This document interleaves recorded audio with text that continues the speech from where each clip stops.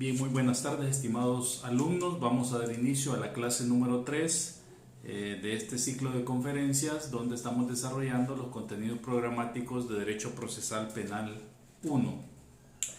Bien, en la última clase estábamos hablando siempre de la competencia del juez de paz, específicamente en el artículo 56, y nos habíamos quedado en el literal E, donde establece que el juez de paz será competente de los demás asuntos que determina este código y otras leyes.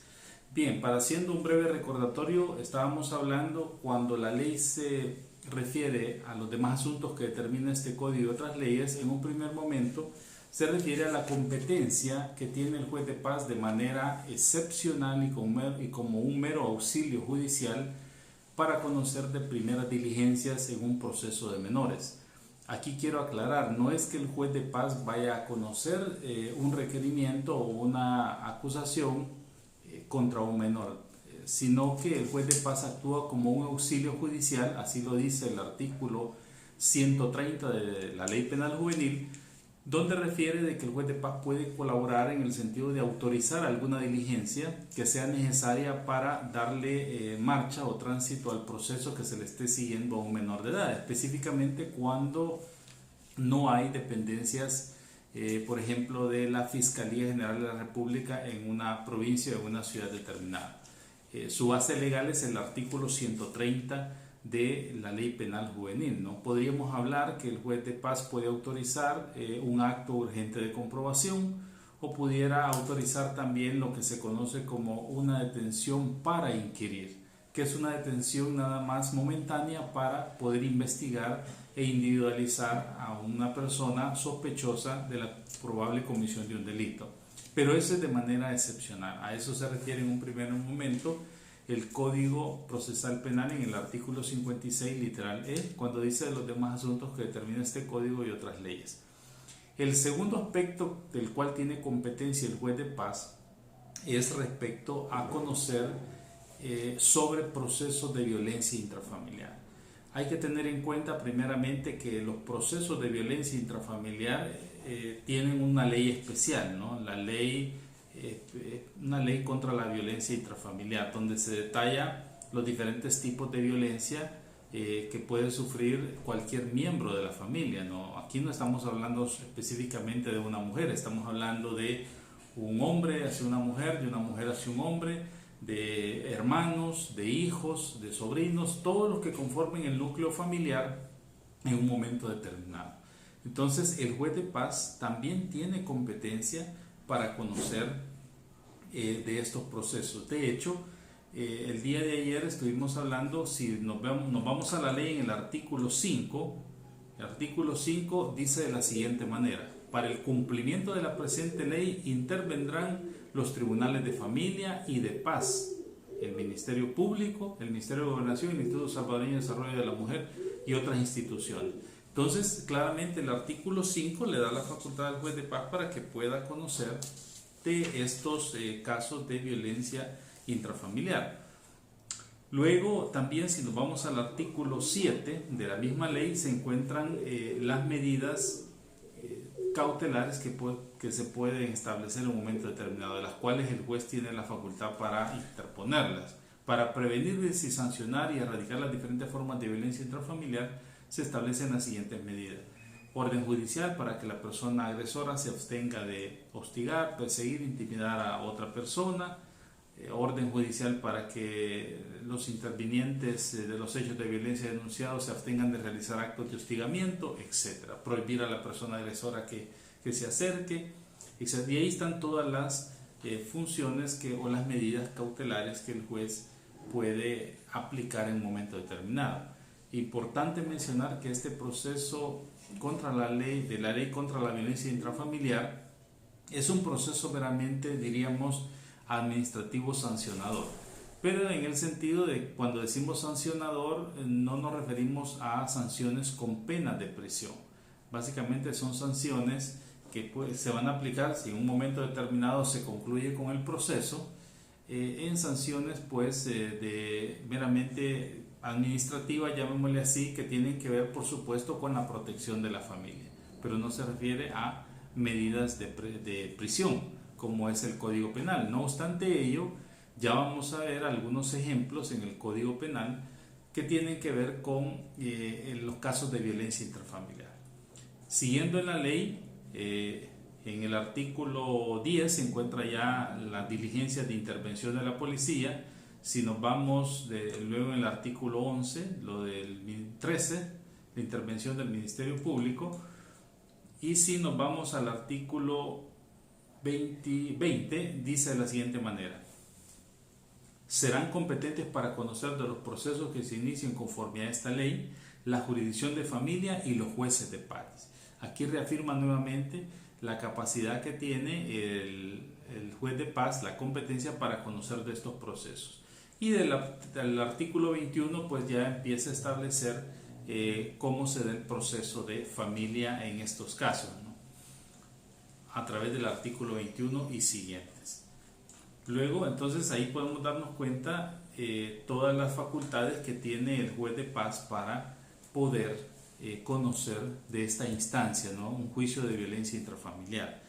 Importante mencionar que cuando hablamos de un caso de violencia intrafamiliar, en el Código Penal encontramos dos situaciones muy particulares. Nos vamos al Código Penal, por ejemplo, en el artículo 200, y también nos vamos al artículo 338-A. Vamos a ver qué dice para explicar un par de detalles que son importantes en este caso, también relacionados a la violencia intrafamiliar. Por ejemplo, el artículo 200 nos dice de la siguiente manera. Artículo 200. Vayan anotando estos artículos ustedes también para a la hora del examen, pues ya los tenemos más que ubicados. Artículo 200 dice: de los atentados contra los derechos y deberes de la familia. Fíjense bien, este es el título, de los atentados contra derechos y deberes de la familia. El artículo 200 dice violencia intrafamiliar. Cualquier familiar, dice, entendido por este según el alcance de la ley contra la violencia intrafamiliar, que ejerciere violencia en cualquier forma de las señaladas en el artículo 3 del mismo cuerpo legal, será sancionado con prisión de 1 a 3 años. Pero lo importante lo establece también el inciso segundo y dice: para el ejercicio de la acción penal será necesario el agotamiento del procedimiento judicial establecido en la ley antes mencionada. Quiere decir de que si una persona se somete, por ejemplo, si una persona se ha sometido a un proceso de violencia intrafamiliar, ya sea en un juzgado de familia o en un juzgado de paz, ¿no? Porque la ley contra la violencia intrafamiliar da competencia a estos dos juzgadores para que puedan iniciar y tramitar este proceso.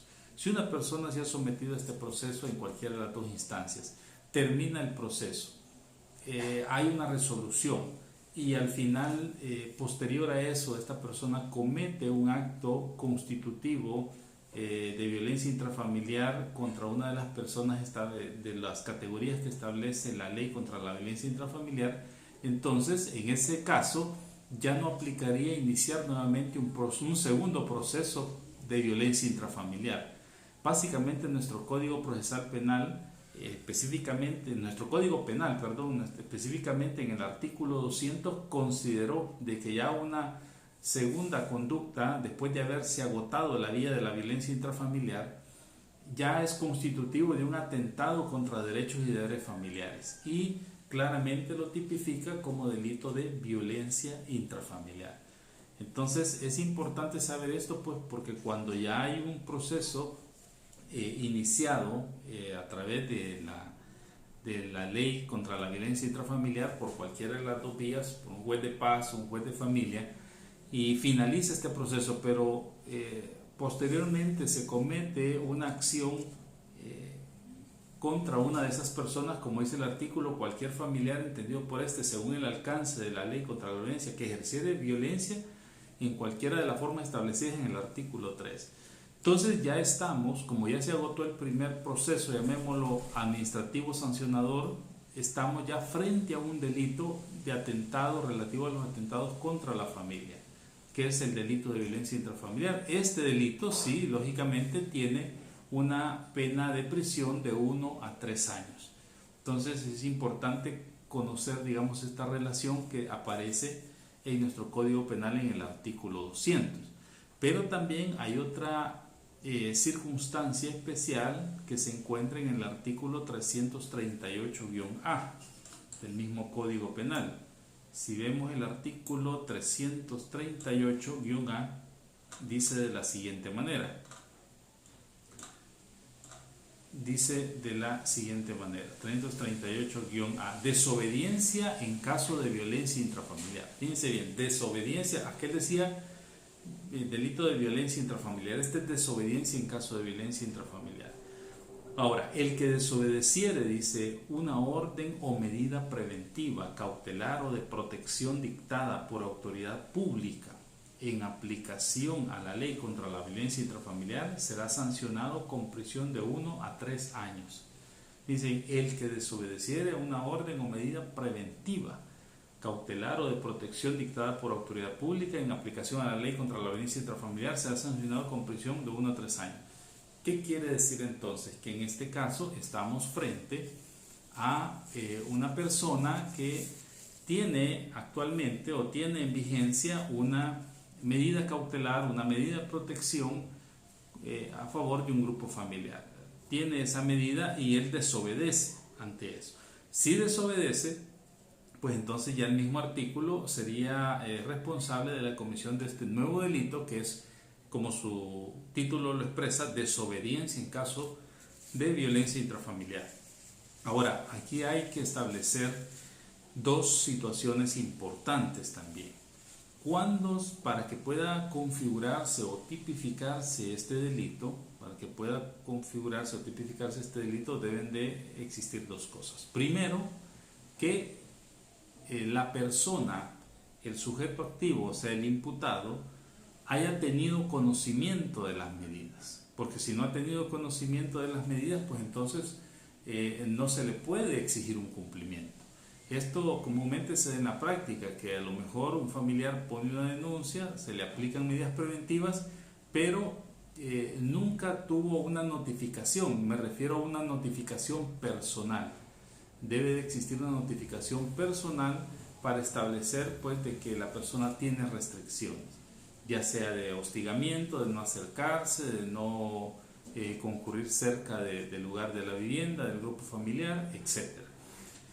Y lo segundo es verificar que al momento de la comisión también de este delito o de este supuesto delito, verificar que las medidas estén vigentes. Es necesario que las medidas estén vigentes, porque eso pues le va a dar la tipificación correcta a este delito, porque si estamos frente a un grupo de medidas que ya no están vigentes, que ya pasaron, ya tienen 2 meses de haber caducado, pues estaríamos ante una situación atípica. Entonces, eso es lo que regula el artículo 338-A. Ya sea que el proceso esté en marcha o que el proceso de violencia intrafamiliar haya finalizado en iguales condiciones y las personas vuelven a cometer una infracción relacionadas a la forma de violencia intrafamiliar que establece el artículo 3 con cualquiera de las familiares involucrados, entonces puede cometer ya sea el delito de violencia intrafamiliar o el delito de desobediencia en caso de violencia intrafamiliar, que se regulan en los artículos 200 y 338-A del Código Penal respectivamente. Entonces, voy a dejar una pregunta de investigación y es una tarea también.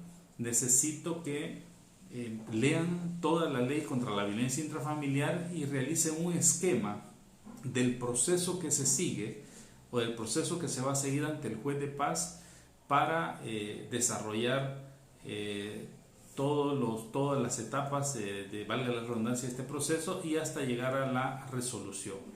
Esto lo tienen que preparar y me lo van a enviar posteriormente a mi correo electrónico, que ya les voy a recordar las direcciones.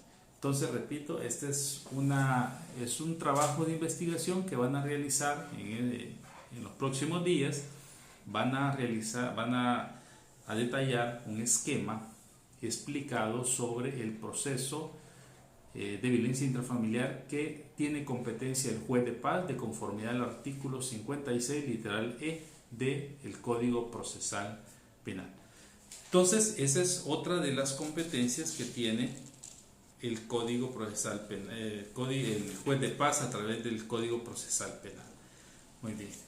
Cuando la ley habla, el artículo 56 nos dice de los demás asuntos también, porque hemos hablado, digamos, de las leyes, pero de cuando dice de los demás asuntos que determina este código, ¿a qué tipo de asuntos se refiere? Bueno, se refiere cuando, por ejemplo, se necesita que el juez de paz realice una diligencia judicial que no es propia de algún caso que está conociendo en su tribunal, o que no es competencia, al menos en ese momento de él. Es a lo que conocemos como las comisiones procesales. Cuando se le solicita, cuando un tribunal de igual categoría o de igual jerarquía, al igual que un superior o un tribunal inferior, solicita una comisión procesal a otro juez, eso son meros auxilios judiciales, y a eso se refiere la ley cuando dice de los demás asuntos que determina este código.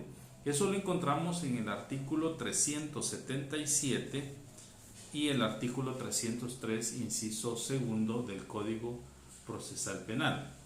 Veamos lo que dice el artículo 303, inciso segundo.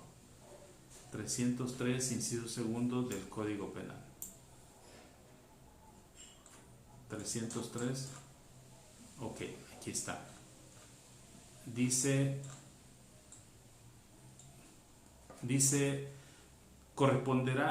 cuando sea necesario realizar actos de prueba fuera del área de competencia del juez, está hablando ahorita de una función del juez de instrucción, pero aquí viene el enlace con esto que estoy explicando. Cuando sea necesario realizar actos de prueba fuera del área de competencia del juez, él se podrá constituir en cualquier lugar del territorio nacional, el juez de instrucción. Y si no es posible, podrá comisionar a la autoridad judicial correspondiente. ¿A quién en este caso? Al juez de paz. Al juez de paz, en base al artículo 303, inciso segundo. Lo que está diciendo es de que el juez de instrucción puede comisionar a otro juez para que se constituya a un determinado lugar, a una determinada circunscripción territorial, a cubrir una comisión procesal, es decir, alguna diligencia. Podría ser un acto urgente de comprobación, podría ser un anticipo de prueba, podría ser un reconocimiento en red de reo, etc. Cualquier situación que una declaración, por ejemplo, de persona que no está obligada a comparecer, como son los presidentes de los órganos de Estado, alguien que tuviera que salir fuera del país y va a rendir una declaración en calidad de anticipo de prueba, etc. Cualquier comisión procesal la puede realizar el juez. Incluso un par de notificaciones, puede notificarle también a personas que estén vinculadas al proceso que se está conociendo en un tribunal, en un juzgado de instrucción, lo puede hacer un juez. Por ejemplo, el juez de paz, uno de los jueces de paz de Santa Ana, puede girar una comisión procesal, podría dirigírsela al juez de paz de Texistepec.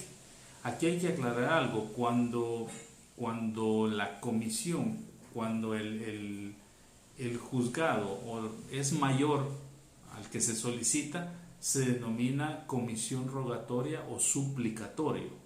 Si un juez de paz, por ejemplo, pero aquí estamos hablando de la competencia que tiene el juez de paz.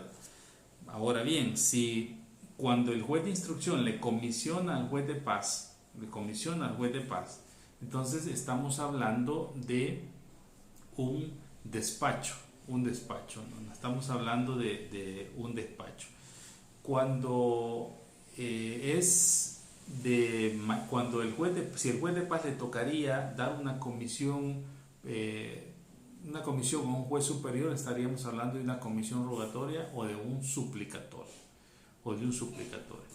Entonces, Esta es parte de lo que se conoce como los meros auxilios judiciales, artículo 303, inciso segundo. Y cuando fuera, digamos, de un juez de paz a otro juez de paz que son de igual jerarquía, pues estamos hablando, simplemente estamos hablando de una comisión procesal. Comisión procesal. Cuando es de un tribunal superior a un inferior, estamos hablando de un despacho. Cuando estamos hablando de un juez inferior a un juez superior que se le está pidiendo que realice la comisión o la diligencia, estamos hablando de un rogatorio o un suplicatorio. Entonces, este es el primer ejemplo. El otro es el artículo establecido en el artículo 377. Vamos a ver lo que dice el artículo 377. Siempre es relacionado con esto de las comisiones procesales. 377 dice de la siguiente manera: el artículo 377 habla y dice: las personas, imposibilidad de asistencia, dice el título, las personas que no puedan concurrir a la audiencia por un impedimento justificado serán examinadas en el lugar en donde se hallen por uno de los jueces del tribunal o por medio de comisión a otro juez, según los casos, garantizando la participación de las partes cuando así lo soliciten, y de dicha declaración se levantará un acta para que sea leída en audiencia. El tribunal decidirá cuando el testigo o perito reside en el extranjero que las declaraciones testimoniales o dictámenes periciales se reciban en el lugar donde reside el testigo o perito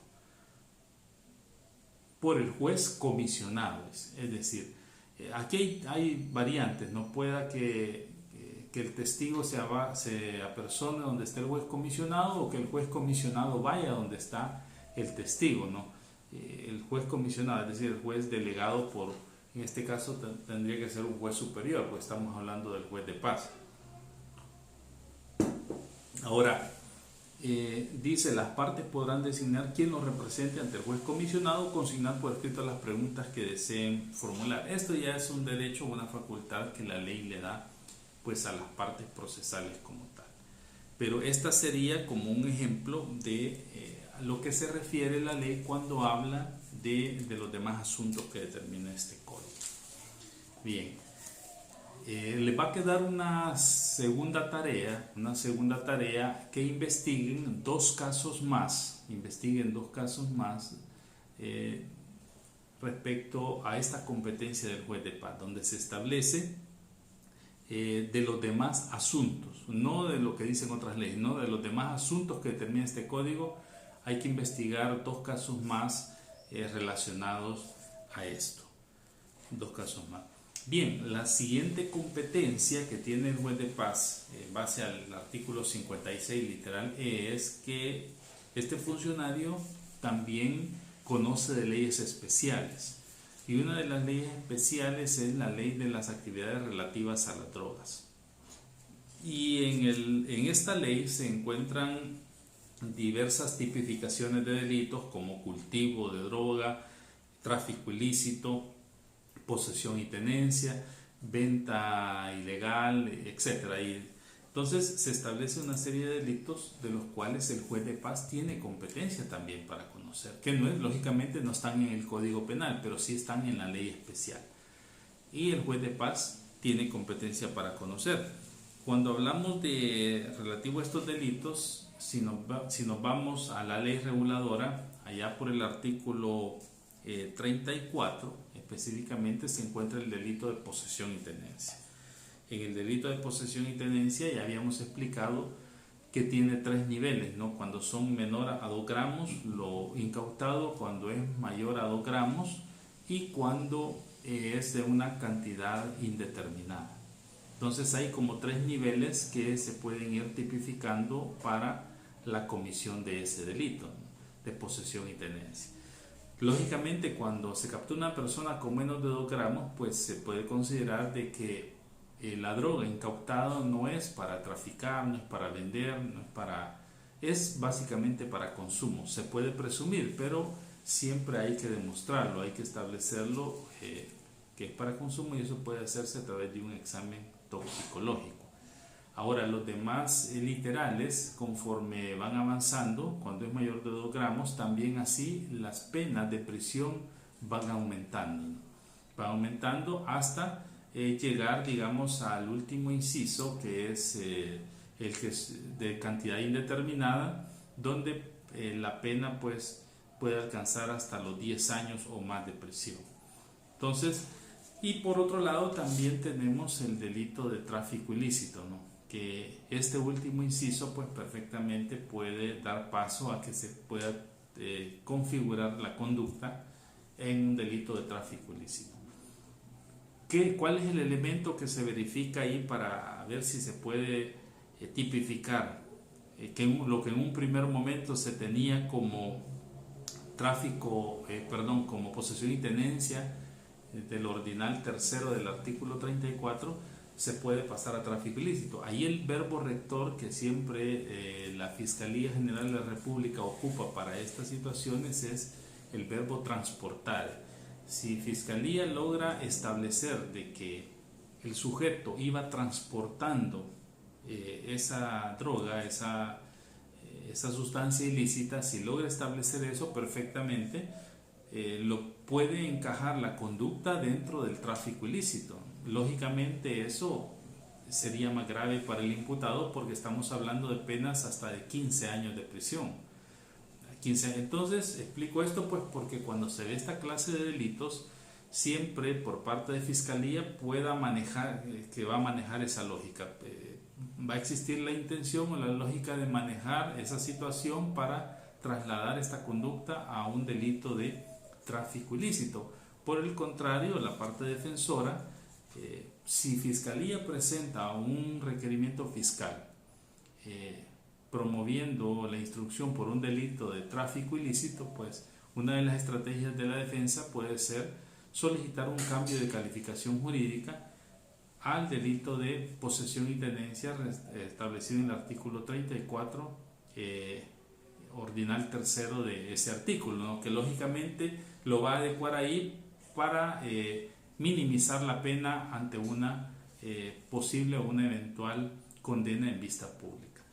Entonces, acá el juez de paz también, cuando hablamos de la ley de las actividades relativas a las drogas, debe ceñirse a lo que establecen, digamos, los lineamientos para la destrucción de la misma.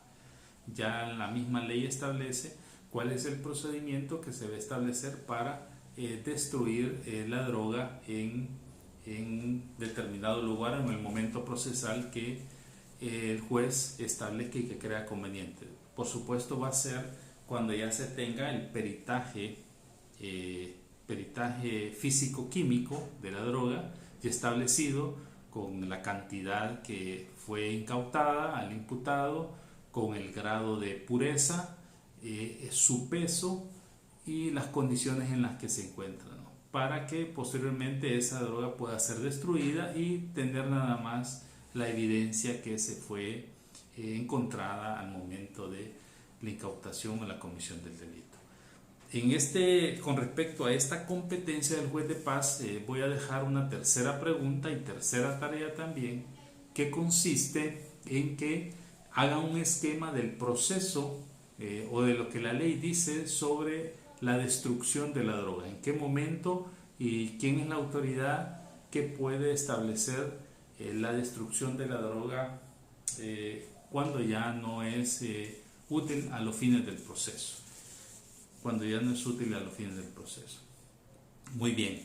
Así también es importante mencionar qué se va a hacer con los bienes que puedan incautarse que vienen con la droga, que vienen vinculados a la droga. Estamos hablando de vehículos, generalmente. ¿Qué puede hacerse con eso? Esa es otra pregunta también de investigación que hay que resolverla.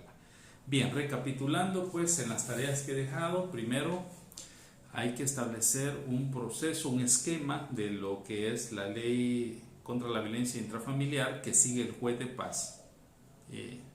Cómo se desarrolla, cuántas etapas tiene, quiénes participan, cuáles pueden ser sus resoluciones finales. Hay que establecer un proceso.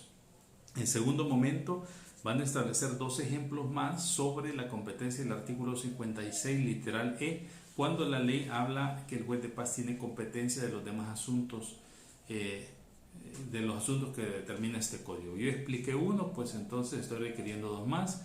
Y la tercera tarea es establecer un esquema de cómo se realiza la destrucción de la droga ya cuando no es útil a los fines del proceso. Bien, nos quedamos hasta acá y esperen la cuarta clase en unos momentos.